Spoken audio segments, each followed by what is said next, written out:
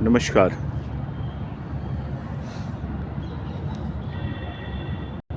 चिंताएँ व्यर्थ होती हैं। भविष्य अज्ञात होता है और चिंता केवल भविष्य के लिए होती है।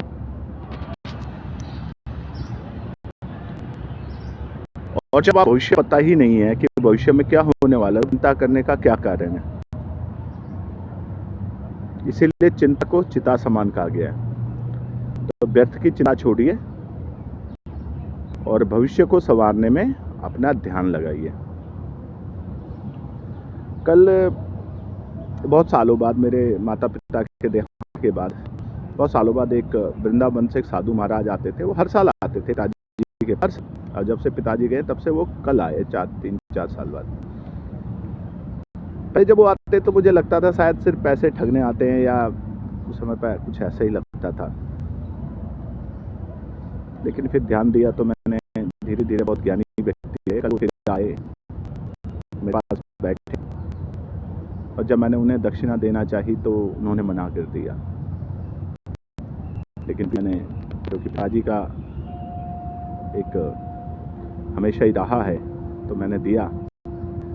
और कल उन्होंने बहुत सारी बातें करी और आमतौर पे सामने बात करना बहुत मुश्किल होता है क्योंकि मैं किसी को बात करने ही नहीं देता। मैं केवल उसकी बात सुनता हूँ जहाँ मुझे लगता है कि कोई अद्भुत ज्ञान, ऐसा ज्ञान मुझे दिया जाए जो मुझे नहीं पता है, तो मैं ध्यान से सुनता हूँ। और कल वो वही बात कर रहे थे। मैं ध्यान से सुनता रहा। पहले जब वो बात करते थे तो मैं बीच में टोक देता था, कुछ बोल देता था। लेकिन कल बड़ा ध्यान से मैंने उनको 1-1.5 घंटा बिल्कुल मौन होके सुना। वो भी बड़े आश्चर्यचकित हुए कि ये बालक पहले तो मेरी हर बात पे कभी ना कभी कुछ ना कुछ पूछता रहता था, टोकता रहता था, तो अब कैसे? तो 1-1.5 घंटा जब उन्होंने मुझे बात बोली, मैं मौन होके सुनता रहा। हालांकि अधिकतर बातें मुझे पता थी। फिर उन्होंने एक सवाल मुझसे किया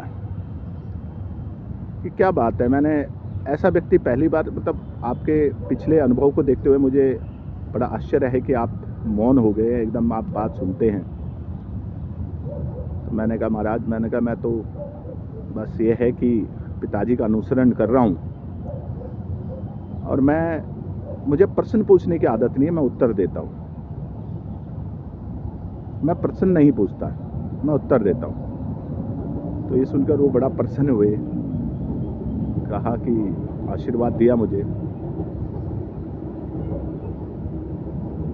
और मुझे लगा कि मैं पिताजी के कार्य को ही आगे बढ़ा रहा हूँ। तो कभी कभार संतों की संगत में भी बैठना चाहिए। बहुत अच्छी ज्ञान की बातें मिलती हैं, कुछ ना कुछ तो फ़र्क पड़ता ही है। और जैसे मैंने कहा कि भविष्य की चिंता करना छोड़िए, भविष्य अज्ञात है। आपको अपनी अगली सांस का पता नहीं चलेगा कि अगली सांस वापस आएगी या नहीं आएगी, तो फिर चिंता करने का कोई कारण नहीं है। जय भारत, जय उत्तराखंड।